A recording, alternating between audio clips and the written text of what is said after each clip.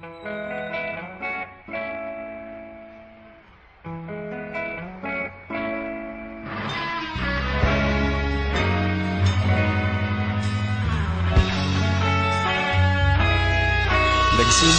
ang lahat sa eskwela, nagsama-samang 12 sa kalokohan at sa tuksuhan, hindi maawat sa isa't isa.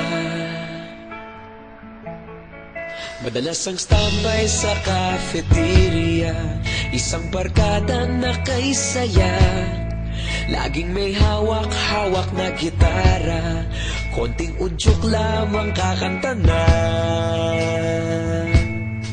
Kay simple lamang ng buhay nun, walang mabibigat na suliranin. Problema lamang laging kulang ang datong. Sana napunta ang panahon? Sana nga ba? Sana nga ba? Sana napunta ang panahon? Sana nga ba? Sana nga ba? Sana napunta ang panahon? Sa unang ligaw kayo'y magkasama, magkasabwat sa pambobola. Walang sikreto kayong tinatago, okay sarap ng samahang barkada. Nagkawatakan na sa kolehiyo, kanya-kanya na ang nilakaran.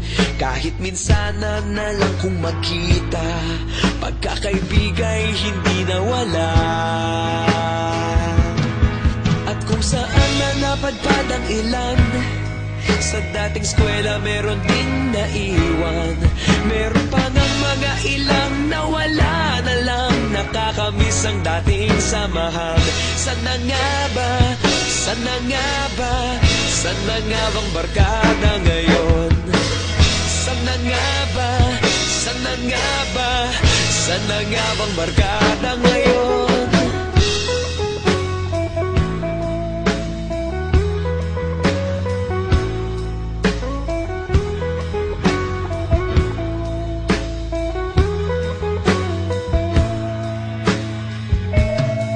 Ilang taon din ang nakalipas, wala pa sa aming tatay na nagsusumikap upang yumaman at guminhawang kinabukasan. Paminsan-minsan kami nagkikita, mga naiwan at natira. At gaya nung araw namin sa eskwela, pag magkasama'y nagwawala.